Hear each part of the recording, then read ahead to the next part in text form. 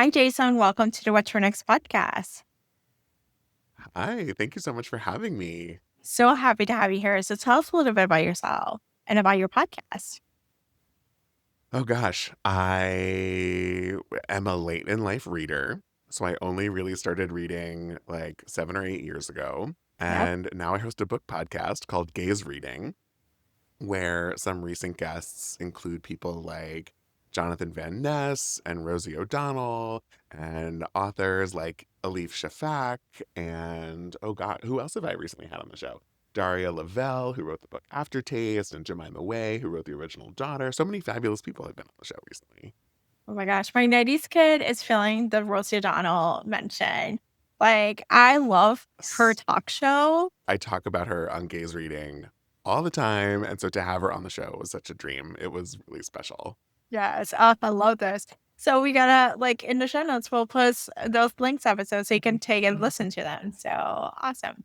So, Jason, you're here to talk about gaze reading. So, talk to some Yes. book recommendations. Let's get to the book. Let's get to the recommendations so people can actually start reading again. Yes. Okay. So I have four LGBTQIA plus literary fiction recommendations, and I'll rattle those off. So Martyr by Kaveh Akbar. It is a dazzling and spiritually inquisitive debut novel. It follows a queer Iranian American recovering addict searching for meaning amid grief, art, and faith. Readers drawn to lyrical language and existential longing will be captivated by the poetic and soul deep storytelling. Oh my gosh. I'm actually excited for this one. You have me Iranian, you have me addict, you have me in soul searching and just giving me the journey. Give me the character Yes. arc of just And going he's through it. he's a poet, and poets write such beautiful language. So it's a beautiful book to read and a really fantastic story. Perfect. My next is called In Tongues by Thomas Grattan. This novel dissects the quiet fractures of a queer man's life across languages, countries, and relationships, exploring what is lost and found in translation, both literal and emotional.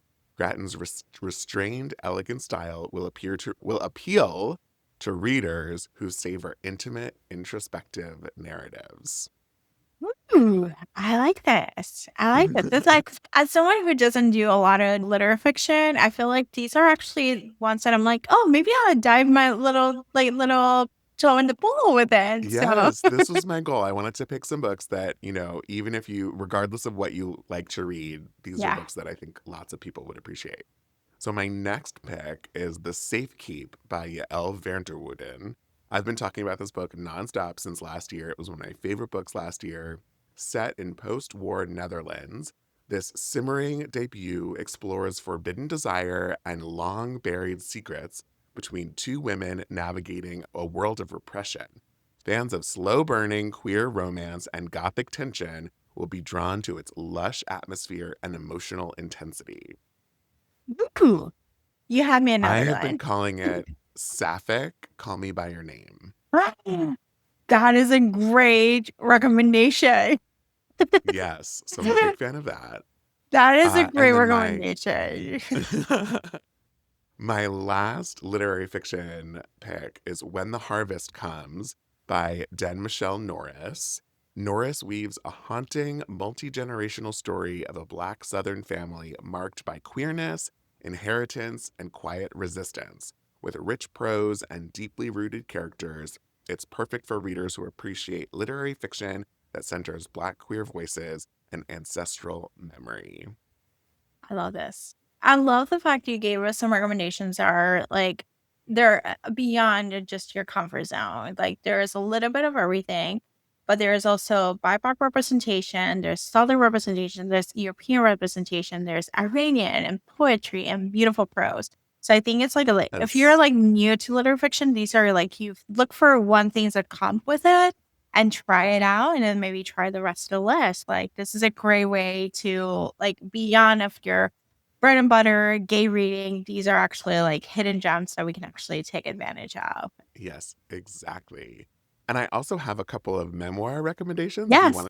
Let's do some memoirs. Let's do like a little bit of like let's do combine it and then just like because sometimes they're like, let's just talk about real people too. So Totally. So here are my four memoir picks. The Dry Season by Melissa Phoebos. In this intimate debut memoir, The Dry Season by Melissa Phoebos, Melissa goes on a journey of not having sex for an entire year and then writes about it. Like, Oh, I need I saw say that. more? Yes, I saw this arc. I actually is on my list to read. I know I just started the audiobook too, and it's so good. Yes, I'm fascinated about I love people going through journeys and like skipping something and having this major awareness or not having an inciting incident. I read Glennis Nichols, I think the year of it's a year she spent a year like a summer in Paris having In sex. Paris. And it's Hmm. and the best part is like there was no inciting incident. I just needed to go and enjoy pleasure. And I was like, I Yes, I am obsessed with Glennis McNichol. She's a friend of mine. She's so talented. She's an amazing human. And if you haven't read anything by her yet, yes. highly recommend everything Glennis McNichol. Yes, yeah. So we're gonna go for the extremes. If you want the sex, go to the Glennis. If you want the no Yes, sex, go to the drug season. You got exactly, a range. exactly. We got the spectrum here. So funny. So my next pick is Walk Like a Girl by Prabal Gurung. Prabal was never on my radar. He is a world-renowned fashion designer, and I'm not in the fashion world, so I had no idea who he was. But he tells the story of his life. Walk Like a Girl. He was a guest on Gaze Reading, and I fell in love with him. He's an incredible person. And in his memoir, he sort of talks about his journey growing up queer, and it's about identity and defining gender norms, and just anyone who's interested in like fashion and coming of age and activism and like what it means to reinvent yourself. It's a great story for you. Oh my gosh, I'm adding this one. I know fashion as an adjacent is something it's been you grew up in like the pop culture space, you haven't, but I'm curious to hear the story. So adding into the memoir to TBR list. 100%. Then there's this book called This Is Your Mother by Erica J. Simpson. That just came out recently as well. And she chronicles this journey of her life dealing with her mother, who really just wanted to give Erica and her sister the best life possible. And it follows the struggles and things that she was dealing with through her death and all of the stuff that Erica needed to navigate from homelessness and other sorts of poverty and resilience. And it's this really beautiful story of just like the things that we do to persevere. I love this. This is exciting. This one is good. So Yeah. I'm adding it. Again, you're just toppling my TBR with lots of reads, not just beyond Pride Month. This is all year round reads. Yes, exactly. And then my last recommendation is Congratulations, The Best Is Over by R. Eric Thomas. Eric has been on Gaze Reading. I've had the pleasure of interviewing him in person as well.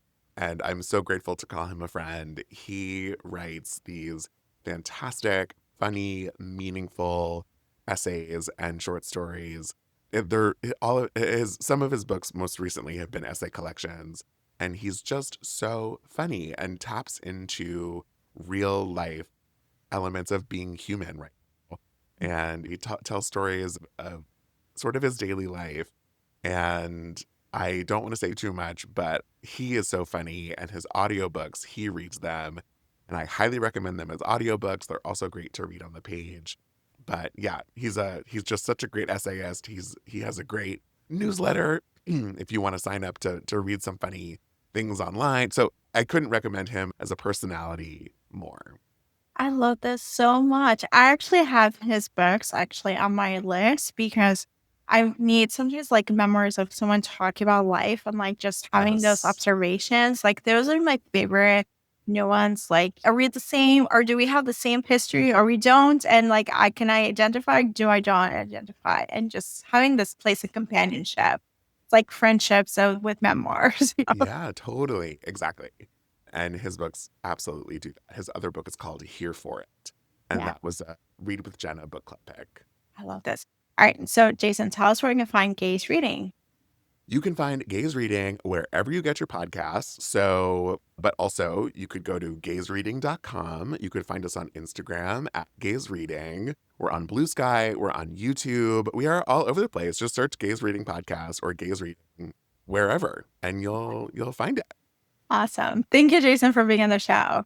Thank you so much for having me. I can't wait to keep listening and hear more about what other people are recommending too. I love this. So if you enjoyed this podcast, please consider rate, review, or subscribe, or join our newsletter where we have exclusive episodes every week. So you'll have more in-depth recommendations and whatnot. So just join the Substack at whattoreadnext.com/newsletter. Thank you so much. Bye.